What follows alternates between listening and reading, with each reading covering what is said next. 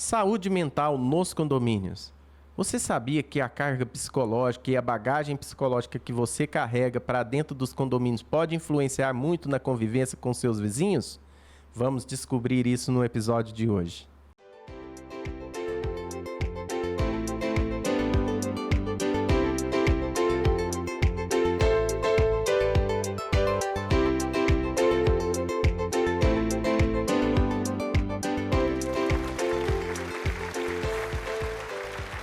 Queridos amigos do Condolike, sejam todos bem-vindos.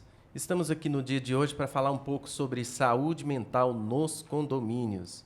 Mas antes, não se esqueça de se inscrever no nosso canal e também ativar o sininho para que você possa receber todas as notificações, as notícias, para que você possa acompanhar de perto essa programação e as outras programações também.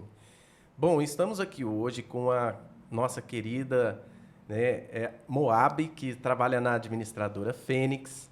Bom dia, Divino. Obrigada pelo convite. É um privilégio estar aqui com vocês. Seja bem-vinda, Moab. Obrigada. Estamos aqui também com o nosso renomado psicólogo aqui de Uberlândia, o Hollenberg, que irá se apresentar um pouquinho para nós também. Seja bem-vindo, Hollenberg. Muito obrigado, Divino. Bom dia, Moab. Bom dia, Hollenberg. Um prazer enorme estar aqui, como síndico também, né? Receber esse convite aqui foi uma honra, né, para mim estar participando aqui com vocês e contribuindo de alguma forma aqui com os meus saberes, né, da minha profissão. Espero que eu possa contribuir de alguma forma aqui com um tema extremamente pertinente para o convívio social das pessoas, principalmente tratando-se de condomínios, né? Então é isso que nós vamos falar aqui hoje. Muito obrigado pelo convite. Seja bem-vindo novamente. Hollenberg, tem uma aguinha aqui que a produção trouxe para a gente também, para você tomar depois, tá bom? Obrigado. O Vinícius aqui vai servir vocês. Mas, Hollenberg, vou começar por você, então. E o termo é muito pertinente mesmo, principalmente a gente que trabalha na área já tem um tempo, e nós notamos que depois da pandemia, inclusive, né, teve um gatilho assim, de percepção maior entre nós, administradores, síndicos e condôminos também, que a saúde mental das pessoas no condomínio tem regredido um pouco no nosso ponto de vista, né? E aqui até na primeira leitura que a gente vai fazer agora aqui, que leitura a psicologia pode fazer do ambiente condominial? Você como psicólogo, como síndico e também como morador, né, do próprio condomínio, um síndico orgânico. Que você faz? Que leitura psicológica você faz hoje dessa saúde mental dentro dos condomínios? Muito bem. Primeiramente, a psicologia ela é uma ciência que possui as suas teorias para entender como que o homem funciona. Se alguém que está nos assistindo aí já visitou alguma vez um psicólogo, vai confirmar o que eu estou dizendo. Existem maneiras diferentes da psicologia atuar. Existem abordagens terapêuticas diferentes. A abordagem que eu sigo é a análise do comportamento, a terapia comportamental. E se nós formos olhar para esse ambiente condominial, nós vamos constatar que é um ambiente que existem muitos relacionamentos. Então é um ambiente, a leitura que a psicologia pode fazer, que é um ambiente extremamente desafiador. Por quê? Porque cada pessoa, cada indivíduo teve o seu histórico de desenvolvimento. E nesse histórico de desenvolvimento, nós estamos falando de padrões de comportamentos que foram aprendidos, que foram instalados ao longo da sua história. E esses comportamentos ocorrem hoje, da mesma forma que eles foram instalados, mantidos, e nós podemos concluir que esses comportamentos estão sendo reforçados, né? Que é o que mantém, digamos assim, o comportamento ocorrendo. Então, se nós formos levar isso para o lado do condomínio, o que nós podemos constatar? A convivência com pessoas que nós não convivíamos significa que nem sempre os nossos padrões comportamentais vão ser devidamente reforçados, gratificados, atendidos. E isso já é um desafio enorme para cada morador, cada pessoa, cada indivíduo, independente da sua faixa etária, inclusive. Não é à toa que pessoas que convivem numa região, moram numa região, têm hábitos diferentes. Nós podemos até estranhar alguns hábitos que as pessoas possam ter, mas aquilo para elas é extremamente normal. Quer dizer, foi uma vida ela repetindo aqueles padrões e está tudo certo, está tudo bem.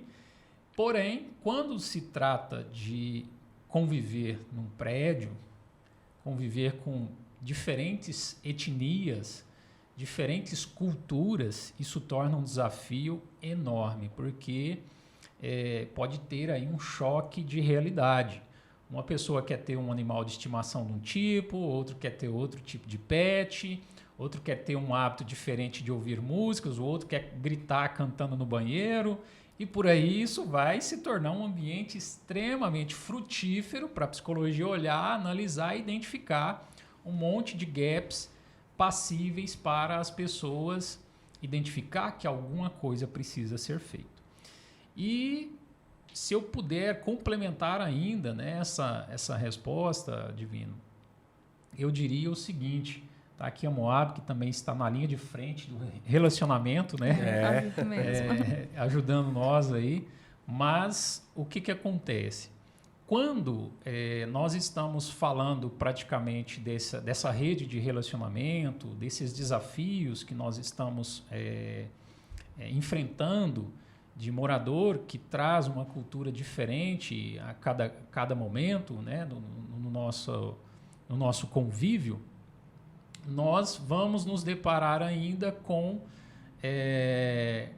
alguns possíveis conflitos que pode acabar acontecendo justamente por um comportamento de uma pessoa que não foi atendido e pode gerar ainda persecutoriedade. E o que nós poderíamos fazer? Eu acabei arborizando aqui, então deixa eu arrematar aqui a minha resposta. O ser humano hoje, Divino, poderia se conhecer mais, poderia se conhecer melhor. E tratando-se de se conhecer melhor, logicamente eu estou falando do autoconhecimento, produto final de um processo psicoterapêutico. Então, quando as pessoas estão convivendo uma com as demais, se tem um recurso muito bacana que a psicologia vai oferecer para ela em termos de autoconhecimento, é ela entender o efeito que o comportamento dela vai produzir no outro. Tem muita gente que não conhece o efeito que o seu comportamento tem nas demais. Então veja que só por essa porta de entrada já daria boas sessões de psicoterapia. Concorda comigo? Concordo demais. E concluindo, né, a questão do autoconhecimento, embora possamos retomar quando possível, o autoconhecimento ele é doloroso. Por quê? Porque no processo psicoterapêutico, onde a pessoa vai se conhecer, ela precisa, obviamente, identificar como ela é. E identificar como ela é, não é alguém falar para ela, é ela concluir. Então, nós vamos fazendo intervenções com perguntas chaves que vai levando essa pessoa a fazer estas conclusões acerca dela. Proposital? Logicamente, terapeuticamente proposital. Uhum. Não é para causar simplesmente dor.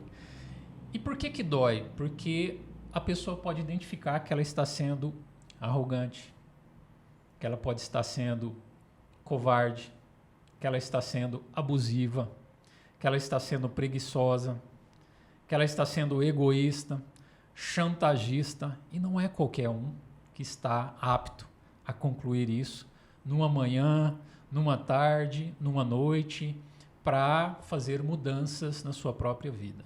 Não sei se eu respondi sua pergunta. Respondeu sim, respondeu com magnitude, né? Moab, também aproveitando o gancho, né? E a gente sabe que dentro dessa linha de relacionamento com os moradores, esses comportamentos também são bem acentuados, né? Esses problemas de comportamentos, na verdade.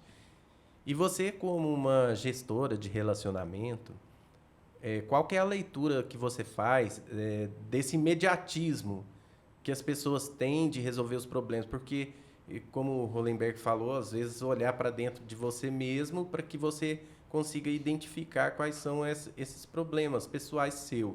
E quando esses problemas acabam criando um certo nervosismo na pessoa, um certo imediatismo, olha, enquanto não resolver, aí, na verdade, Hollenberg, a gente acaba conhecendo a pessoa no momento que ela é provada, vamos assim dizer. De vulnerabilidade. De vulnerabilidade. Ela acontece um problema, ela não sabe como resolver e aí começa a disparar em vários setores sentimentais dela, vários gatilhos. Ativa muitas coisas. Então, Moab, como você vê essa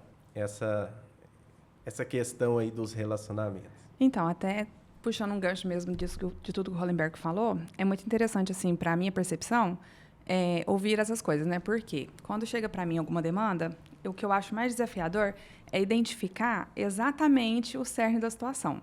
Porque quando a pessoa ela entra em contato, ou para reclamar, ou porque ela recebeu uma reclamação, ou porque ela tem alguma questão ali que está sendo dificuldade, um desafio ali no ambiente condominial, muitas das vezes o maior desafio é identificar o que de fato é o problema. Às vezes, a gente vira palco para problemas, outras situações pessoais que não está girando em torno daquela situação específica, que já vem de outras situações que já vinham acontecendo ali naquele ambiente. E quando chega para a gente, no caso, quando chega ali para mim, eu já tenho que... O meu maior desafio é identificar se é...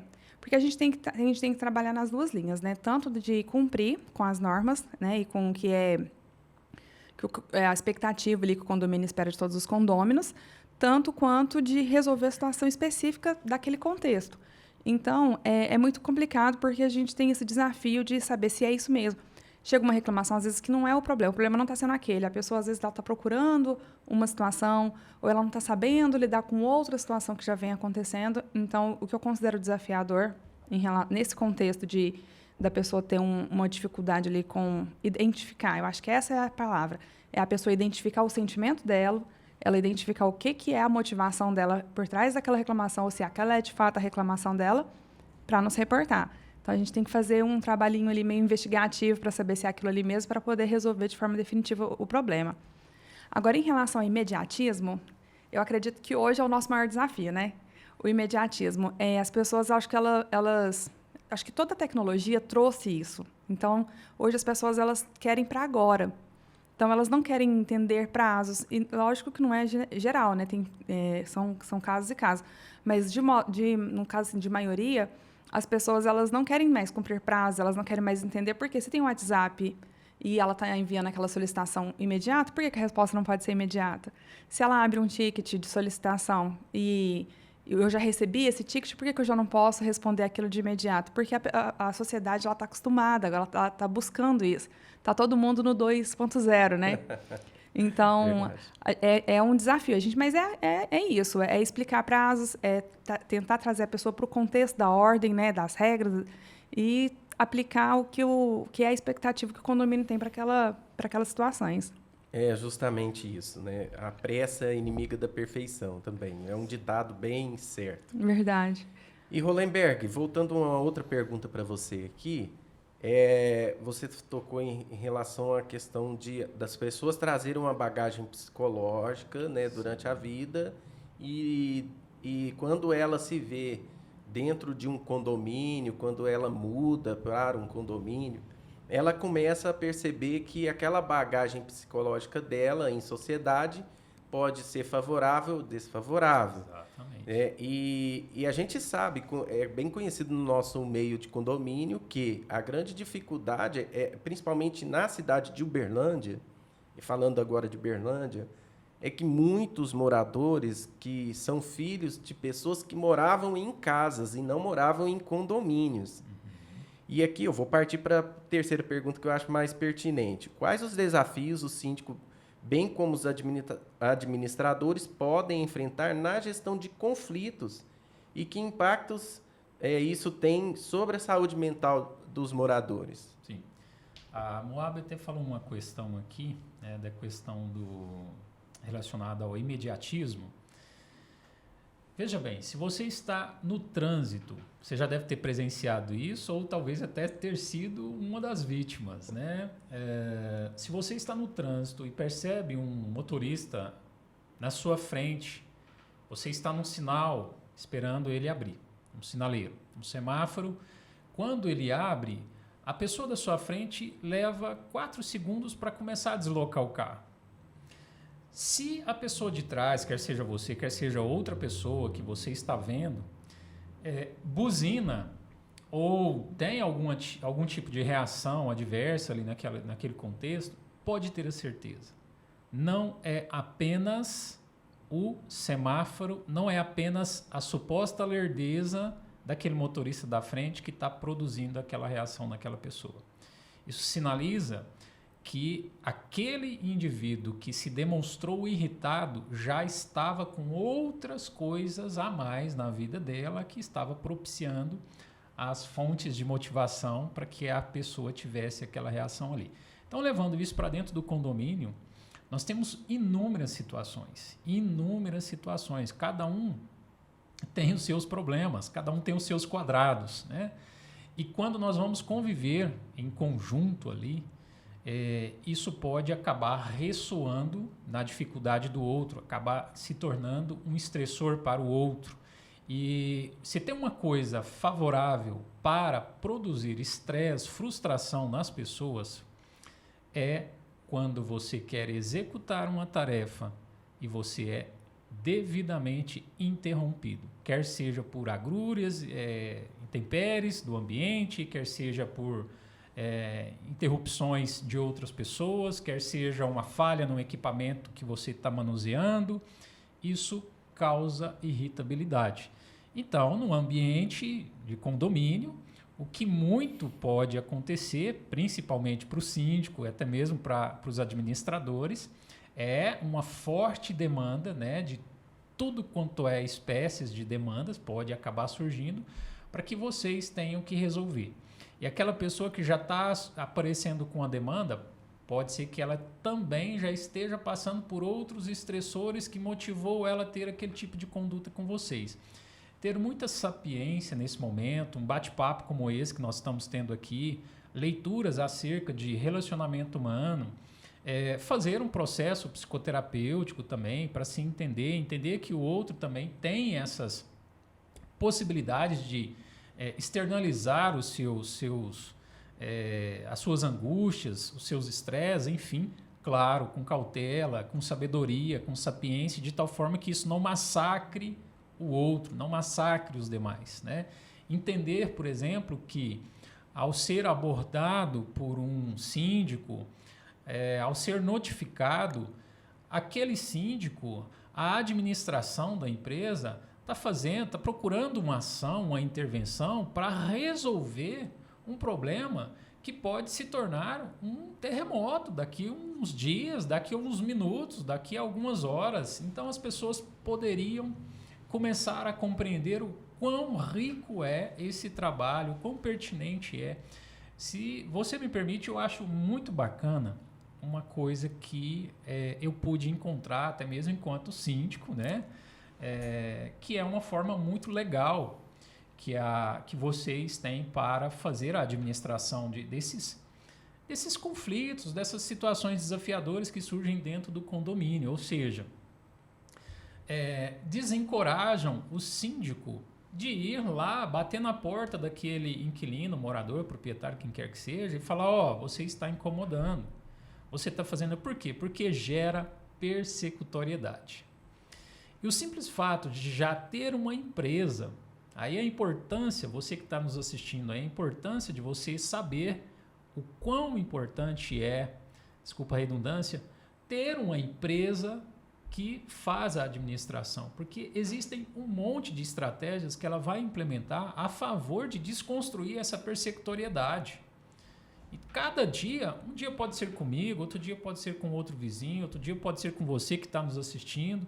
Então, é muito útil a gente pensar o quão rico é esse trabalho de diluir aí essa propagação de índices, estressores, enfim. Só para fechar, uns anos atrás, eu escutei de um grande professor que eu admiro muito, Um dos maiores causadores de mortes evitáveis no mundo, vocês têm noção qual é? Nem um pouco. Estresse. Porque do estresse ele acaba produzindo um monte de manifestações corpóreas no organismo que começa a desregular o sistema, órgãos, tecidos, tudo, e outras coisas começam a manifestar também, uma vez que o sistema imunológico começa a se degradar e a coisa vai só piorando. Então, um dos maiores causadores de mortes evitáveis no mundo já foi considerado, talvez hoje sejam outros, né? Muitas pessoas pensavam na época que poderia ser vícios, alguma coisa nesse sentido, mas, na verdade, era o estresse. Foi essa pesquisa aí. É porque tudo parte desse cunho, né? O estresse, ele tudo parte disso. Mas isso que você falou é muito interessante, Lemberg, porque a leitura que eu faço disso é o seguinte: o síndico, principalmente no caso do síndico morador, ele faz a leitura dos CPFs, né? E a administradora faz do CNPJ. E isso é muito importante, porque eu não consigo, né, lidar com os CPFs do condomínio enquanto administradora.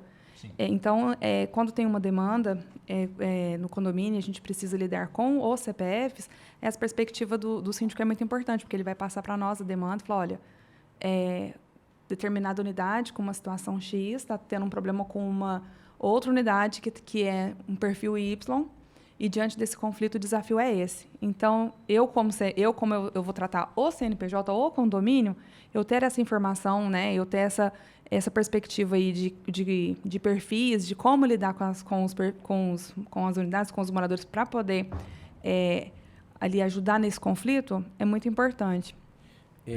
Abrindo aspas aqui, né, Romualdo, em relação a isso, nós percebemos que as pessoas, quando elas não têm autorrespostas, né, no caso dessa autoanálise, igual o Hollenberg falou, ela acaba tentando transferir a responsabilidade ou para o síndico ou para a administradora. E isso é um fator que acontece demais. E acaba sendo aquela perseguição também em função de que você não quis assumir a responsabilidade que era dele de fazer alguma coisa. Como, por exemplo, muitas pessoas elas têm aquela percepção de que existe uma perturbação do sossego, o síndico tem que ir lá e bater na porta da pessoa. Mas quando você instrui ela a forma correta, olha, você tem que pegar o seu telefone e chamar a polícia porque é uma infração penal, ela já acha que você está omitindo o socorro para ela, você não quer fazer o seu papel, eu estou te pagando para você fazer isso, essas palavras que a gente ouve muito, né? Sim. E acaba também afetando o psicológico da gente, porque a gente se movimenta e acaba não conseguindo corresponder essas questões que são da pessoa. Não tem como a gente assumir todas as responsabilidades do condomínio, né? E como lidar com essas questões, assim, Hollenberg, quando a pessoa tenta transferir para o outro, não assume os seus próprios erros ou não assume as suas próprias responsabilidades acerca da sua vida comunitária ali dentro do condomínio? Explica um pouco para a gente. Sim, uma grande questão que está relacionada com isso, né, se eu entendi bem a sua pergunta, é a interpretação que as pessoas acabam fazendo de tudo. Isso. A forma como a pessoa interpreta as coisas pode incidir sobre ela, os níveis de estresse, as motivações dela, enfim, né? Logicamente, isso também está contido com o histórico de desenvolvimento daquela pessoa. Então, essas interpretações que eu falei aqui, já não é de agora. Isso significa que ela já está trazendo uma bagagem, que ela vê as coisas daquele modo. E quando eu falei no início da nossa conversa aqui hoje, é que ela tinha uma maneira, por exemplo, de ser sempre atendida, sempre quando ela expunha uma demanda, solicitava alguma coisa, um socorro, algo do tipo. E convivendo em grupo, sinaliza que nem sempre as nossas demandas vão ser atendidas como eu quero. Como eu quero.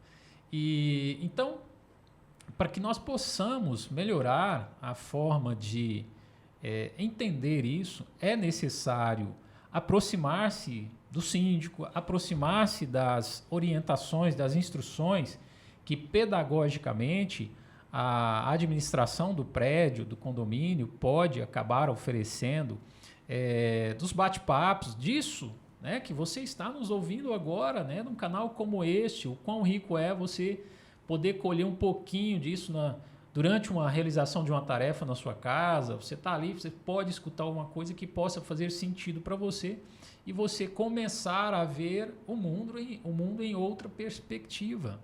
De tal forma que quando você for relacionar-se com o outro, você tenha a devida inteligência de compreender e levar que aquilo não é daquela pessoa.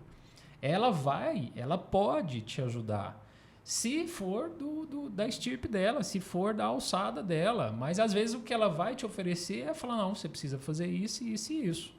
Né? Então é muito importante nós sempre tomarmos em consideração o que eu tenho feito para melhorar a minha compreensão, compreender o efeito do meu comportamento sobre as demais pessoas, compreender que em algum momento eu não vou ser atendido. Hoje as pessoas têm uma dificuldade muito grande de receber um não. E quando você recebe um não, quando você vai dizer um não para outra pessoa, é muito comum, olha que interessante, quando você recusa ou quando você passa uma orientação enquanto administração ou enquanto síndico, você passa uma orientação para a pessoa que para ela possa interpretar aquilo como um não, a forma como ela vai expressar o sentimento dela está intimamente relacionado ao histórico de desenvolvimento dela. Isso vai sinalizar para mim quantos nãos aquela pessoa já recebeu na vida. Isso não tem muito a ver com o que eu fiz com ela. Tem muito mais a ver com o histórico de desenvolvimento dela. Então, as pessoas têm um hábito muito...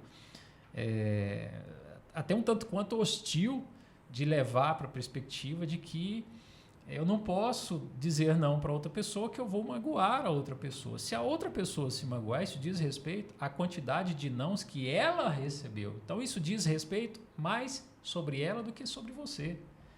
Então, verdade. Isso é muito interessante mesmo. E, Moab, eu queria fazer uma pergunta apertadinha aqui para você. Manda, vamos lá. Vamos lá. Nós sabemos que você sabe também, com muita propriedade, que existe o famoso eu estou pagando. Uhum. De certa forma, isso também, eu particularmente acho um assédio moral muito grande. Quando a pessoa fala, olha, eu estou pagando você para fazer isso. Isso a gente ouve quase todos os dias, né? Mas, falando um pouco sobre a saúde mental das pessoas e essa relação com o poder, o Hollenberg falou alguma coisa interessante nesse sentido. Da percepção da pessoa.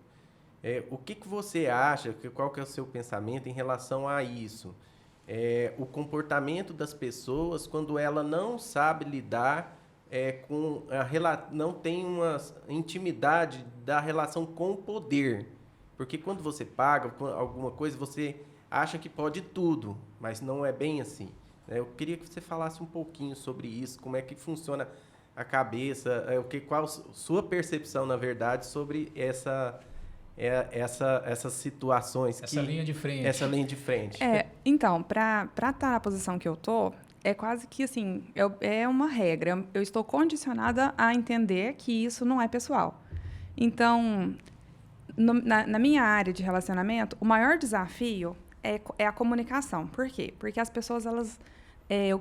o tipo de situação que eu lido as pessoas elas não sabem o que elas querem, elas não sabem o que elas estão sentindo e elas vêm com uma demanda para mim nesse contexto. Eu tenho que identificar o sentimento dela, eu tenho que identificar a necessidade dela para poder dar a tratativa que vai resolver a situação. Então, esse é o meu maior desafio no relacionamento. Isso me condiciona a não levar para o lado pessoal nunca. Então, quando a pessoa ela vem com essa postura de eu sou o pagante, eu quero da minha forma... É natural para mim identificar que aquilo ali não tem nada a ver com esse fato de que ela está pagando. ela não está sabendo se posicionar para exigir uma coisa que ela acredita que seja o direito dela, e eu, na minha posição de ser a pessoa que intermedia o conflito ou que vou levar para frente a tratativa para chegar na solução, ela tem uma expectativa muito grande que isso aconteça e ela acredita que talvez, se impondo dessa forma, é o jeito que vai funcionar. Então, assim, eu levo essas situações de uma maneira bem tranquila, porque eu tenho bem claro isso para mim. Uhum. Não é sobre ela estar pagando, não é sobre mim, são questões dela. Ela tem uma demanda ali que ela ainda não conseguiu transparecer ela para mim de uma forma precisa. Então, até eu desmiuçar essa situação, entender o sentimento dela, falar, olha, eu entendo o seu posicionamento, eu entendo a sua situação, mas existe um contexto, existe um coletivo, existem prioridades, existem regras. O ambiente condominial, ele é um ambiente que ele trabalha coletivo, que é como eu falei anteriormente. Eu não vou olhar para aquele CPF, para aquela unidade, para aquela pessoa e falar, olha, eu vou conseguir resolver seu problema, porque não é isolado, é um coletivo. Então, existem todas as outras unidades, existe todo aquele ambiente, tudo que é praticado ali para eu poder passar para ela uma tratativa. Então, para mim, tem que ser assim, eu tenho que estar condicionada a nunca levar para o pessoal e falar, não é sobre isso. São outras questões que estão nesse contexto aqui. E eu vou complementar a pergunta aqui antes da última pergunta, Hollenberg. Aproveitando o gancho da Moab, sobre essa inteligência emocional. Agora eu vou fazer um aperto aqui do síndico Hollenberg. Hollenberg, assim, você como síndico, qual que é, assim, o que você utiliza como inteligência emocional nos momentos de conflito? Você poderia falar um pouquinho para a gente o que você usa de ferramentas assim para contornar situações que você acha que poderia atrapalhar a vida condominial? Claro. Primeiramente, uma pergunta muito boa, né? Primeiramente, nós precisamos lembrar que há uma regrinha básica na convivência dos condomínios, né? Que é a famosa política de boa vizinhança. Esse nome, por si só, ele já clama a inteligência da pessoa, né? Já clama a atenção da pessoa. Eu acredito que cada proprietário, cada morador, ele deveria, no mínimo, ter ali um momento de conversar com os seus elementos familiares, instruí-los acerca de como funciona a convivência em grupo. Se o vizinho do outro lado do prédio está se comportando de uma maneira indevida, está fazendo algum barulho estridente, olha, até chegar ao ponto disso nos incomodar, nós precisamos saber que medida que eu preciso tomar. Então tem o síndico, eu vou me reportar ao síndico, eu vou falar com ele, sabendo que isso não tem nada a ver com ele. Então não adianta eu querer chegar lá e despejar aquilo com todo o fervor que eu estou sentindo, acometido pela situação que está acontecendo lá, frente à minha porta, no síndico, né? E eu, quanto síndico, eu preciso também entender que isso pode acabar chegando. Isso pode acabar chegando, né, para mim, e eu não posso, usando uma expressão popular, morder essa isca. Não posso. Porque fica muito fácil de você comprar uma briga. Porque, embora, né, eu afirmo isso com muita veemência e satisfação, o nosso condomínio não tem esse tipo de contexto tão adverso, mas isso pode acontecer. E se isso acontecesse, eu precisaria ter uma inteligência de tal forma que, estou vendo quanto que essa pessoa aqui na minha frente está estressada, irritada, puxa vida, está irritando muito. E parar aí, porque senão eu posso comprar essa briga. Se eu não tiver a devida inteligência de falar assim, poxa, nossa, como que pode, que absurdo, eu simplesmente posso ir lá e...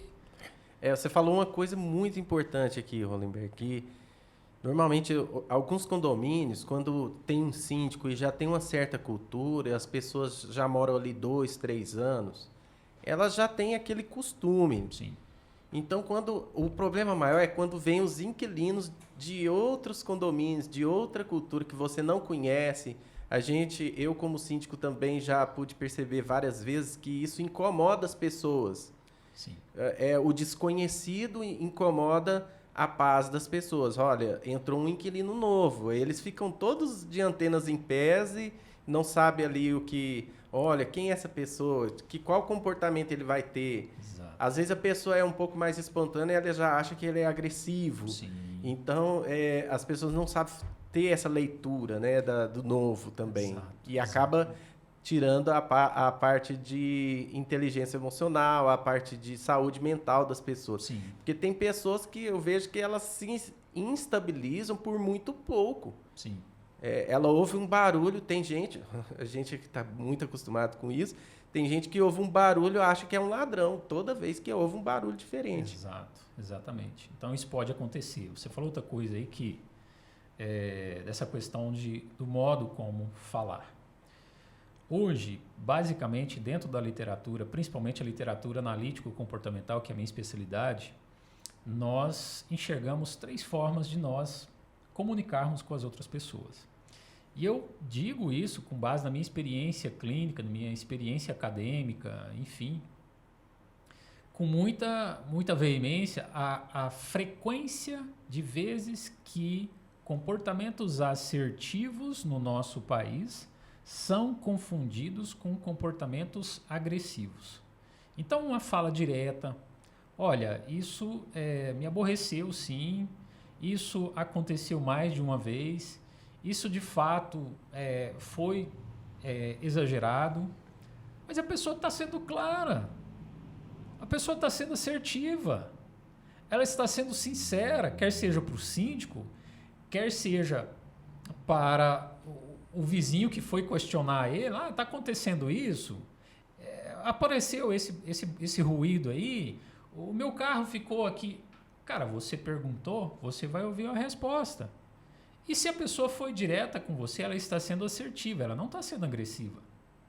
No nosso país, nós somos muito, principalmente no nosso país, eu já li isso em algumas literaturas, nós somos muito cobrados para assumirmos uma conduta um tanto quanto passiva, submissa.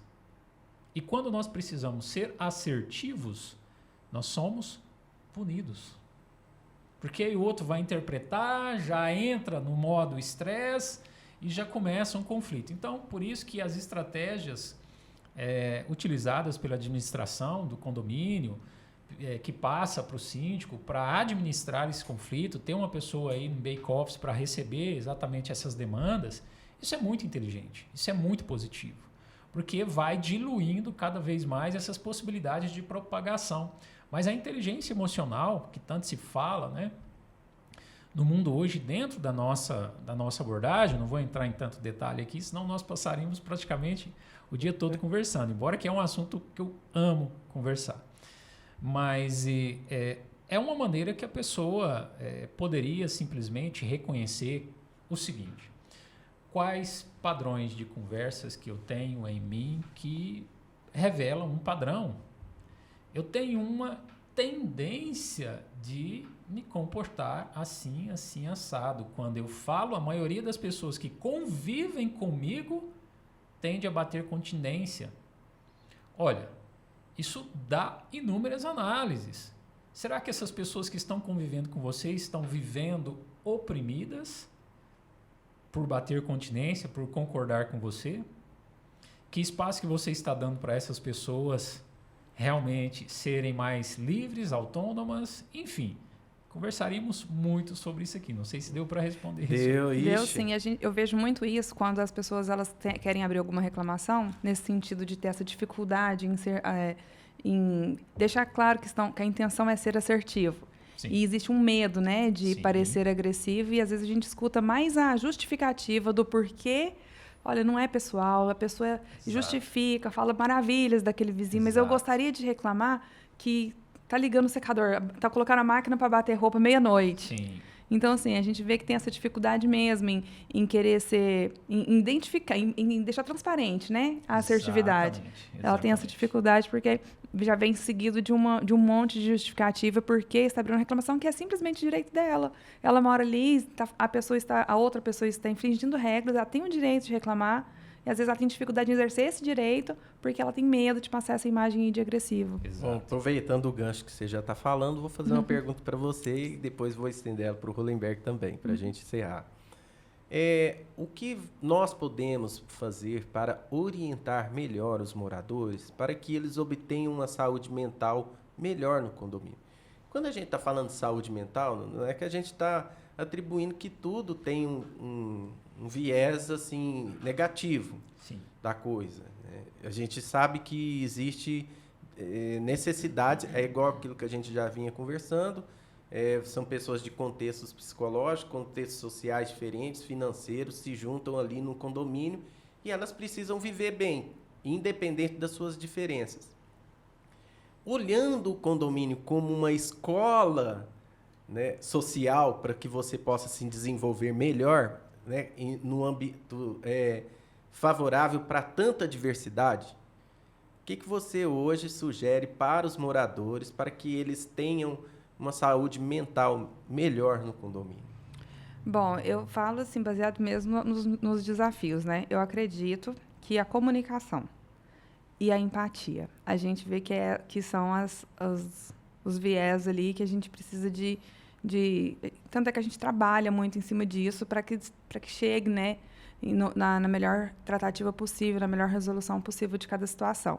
Então, comunicação clara, objetiva e empática. Olha, eu entendo, eu sei a sua situação, mas existe a minha necessidade.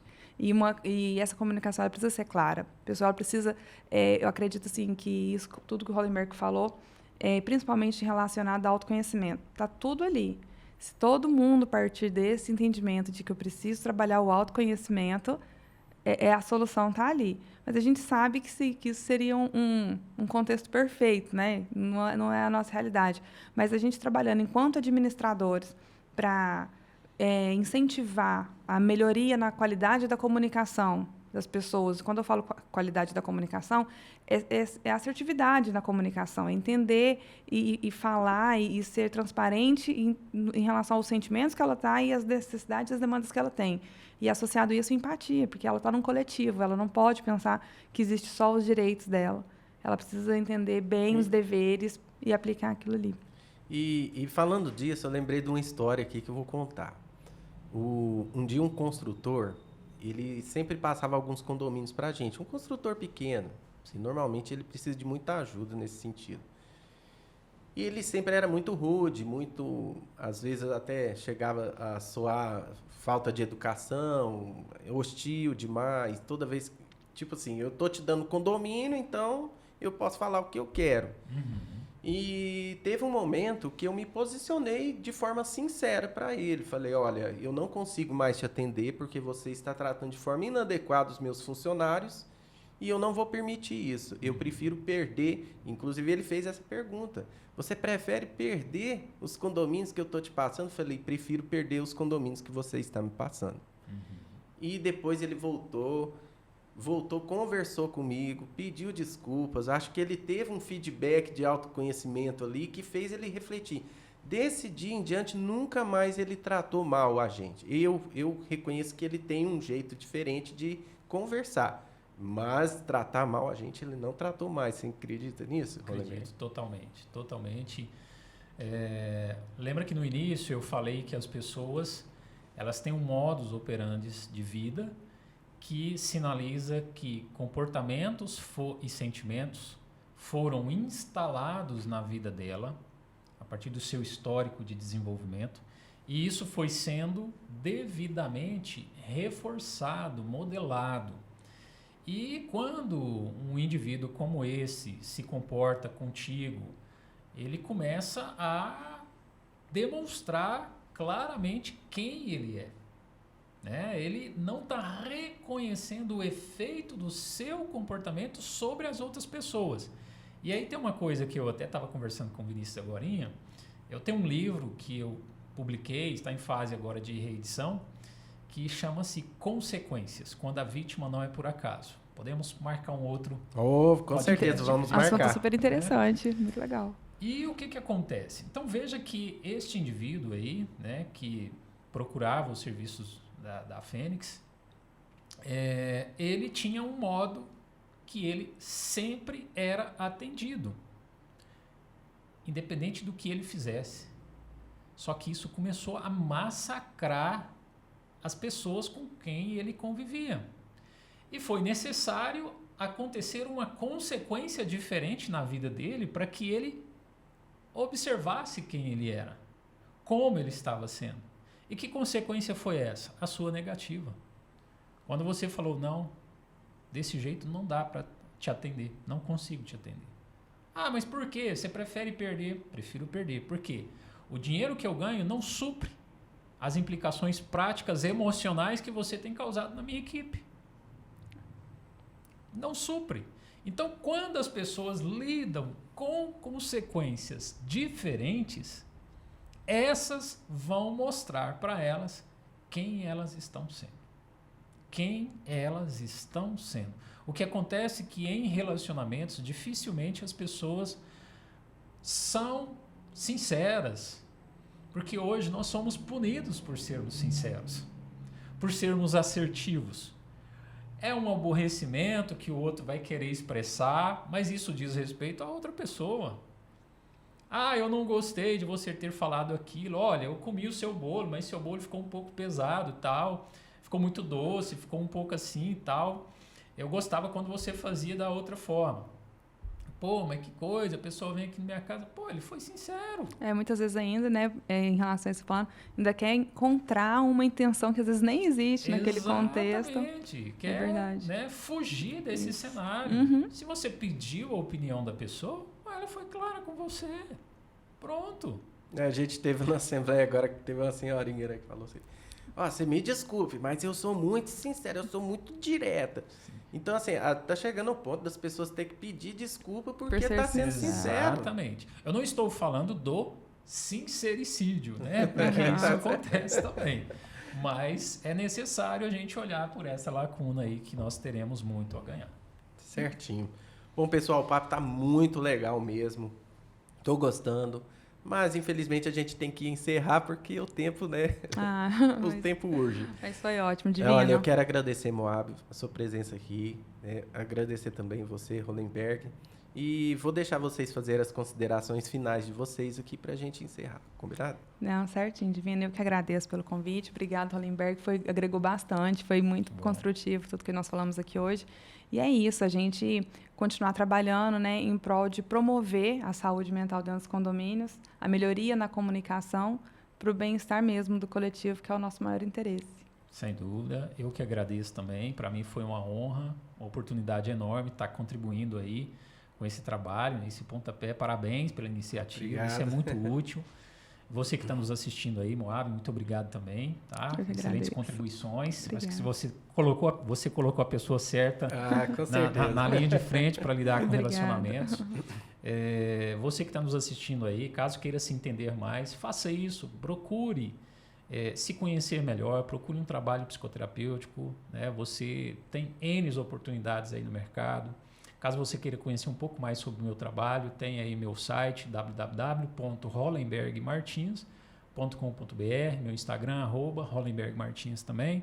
E eu me coloco à disposição para eventuais dúvidas. Qualquer coisa, estou à disposição aí. Certinho. Obrigado pelo convite. Muito obrigado a vocês. Obrigada. E agora a gente tem um costume no nosso final do programa da gente estender a mão e falar um condolike. Vamos lá? 1, 2, 3 e... Condolike!